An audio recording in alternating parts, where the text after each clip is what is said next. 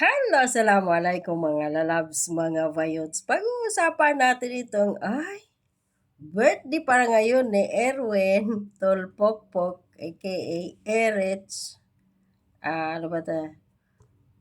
Pangalan ng putang inang ito, Erich Sylvester Tolpokpok. Birthday pala niya ngayong araw na to. Ay.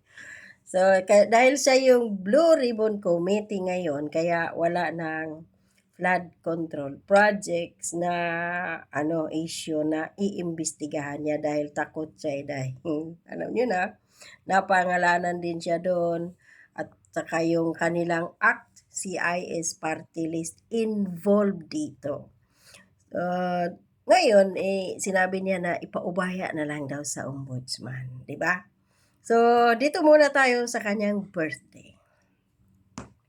So, birthday daw ni Erwin Tolpokpok ngayon.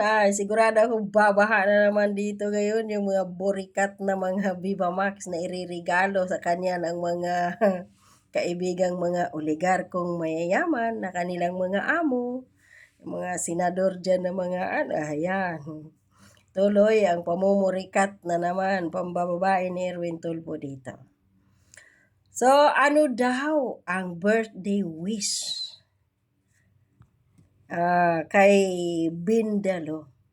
Kayo na mga nanonood dito, mga lalabs, mga bayots. Ano yung birthday wish ninyo kay Erwin Tulpokpok?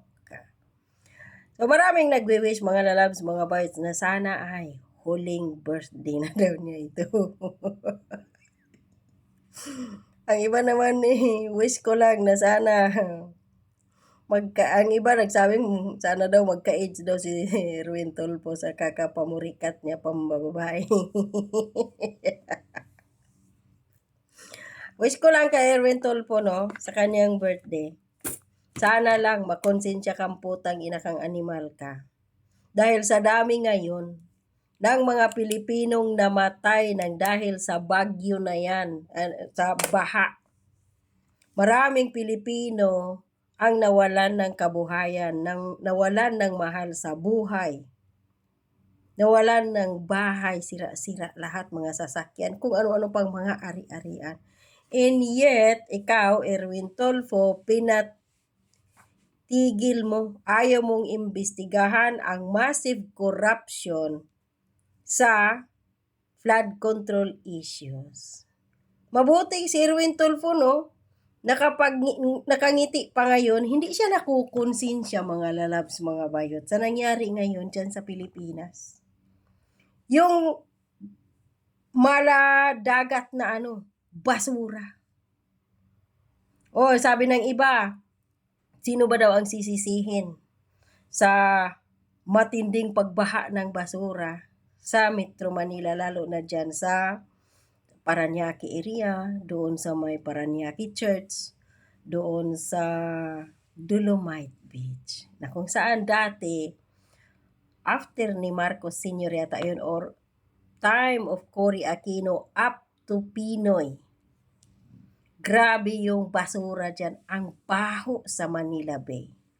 So, nung si Duterte ang umupo, nilinis, ginastusan ng kabanang bayan ang Manila Bay na yan at gumanda. Nilagyan ng tambakan ng dolomite, sand, kung ano pa dyan. Dinadayo ng maraming mga tao sa iba't ibang mga lugar dyan sa Pilipinas. At may mga ibang lahi pa nga na nagpa-vlog dyan So, binatikos si Duterte dahil dyan. Ngayon, bumaha ulit ang basura diyan. Anong sabi ni Claire Castro? Tuloy daw ang investigasyon, sabi ng impactang Claire Castro, sa pagbaha ng basura. Dahil yung iba daw dyan ay galing daw ng Davao. Naglakad ang basura. Mula Davao. Hindi naglakad, hanod papuntang Manila, Metro Manila, Luzon, para doon daw manirahan. Nag-migrate. Nag-migrate ang basura mula Davao papuntang Metro Manila. Hayop na 'to, Impactang Claire Castro na 'to. Kahit kailan talaga ito si Impactang Claire Castro, eh, may sayad. So ngayon, Erwin Tulfo, nakakatulog ka pa po ba sa nangyayari ngayon sa Pilipinas? Sa nangyayaring matinding pagbaha. Ito kasing mga ibang mga Pilipino, tulfo kayo ng tulfo dahil nakakatulong ko si Tulfo, ang mga tulfo. Sa mga kabit lang yun. Siya may naitulong dahil nakukwartahan din nila eh. Pinagkakakitaan din nila yung mga programa nila dyan sa Raffy Tulfo in Action dyan sa TV5, sa mga kabit China issue. Dami. Bukod sa nabibilad pa yung sa buong mundo ang kanilang mga kahihiyan, bibigyan lang sila ng nila Raffy Tulfo, Erwin Tulfo ng tagpi 50,000, may 100,000, samantalang yung kinikita nila. So, ito ngayon. Ang birthday wish ko kay Erwin Tulfo, sana naman makonsensya ka, binoto ka ng mga tanga mong supporters.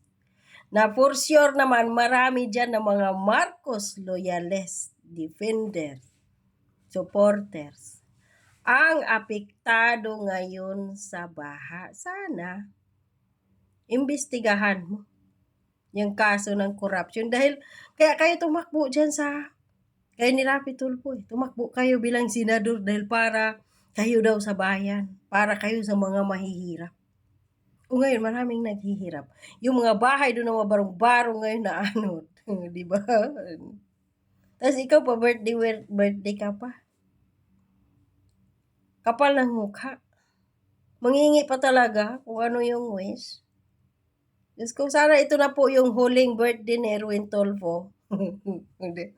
Sabi ng iba. Or, sana ito na po ang matindi kong birthday wish kay Erwin Tulfo, mga lalabs, mga birthday. Sana po wag na ninyong iboto sa susunod na eleksyon 2028 ang taong ito dahil wala man tong kwenta eh.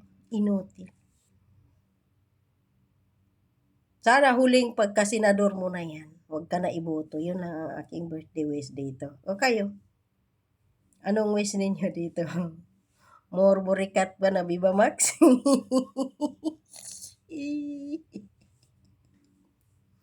Tahimik si Erwin Tulfo sa issue ngayon ng basura dyan at saka pagbaha. Masaya nga siya eh. Kamakailan yun, tuwang-tuwa siya na na-turn over na sa ombudsman ang issue ng flood control project na yan, ang investigasyon, wala na sa kanyang committee. Bilang Blue Ribbon Committee chair, wala na. So naisip ni Erwin Tulfo, solve ako. Hindi malalaman ng taong bayan na involved ang kanilang pamilya, kanilang party list. Taray. Ay, nako po.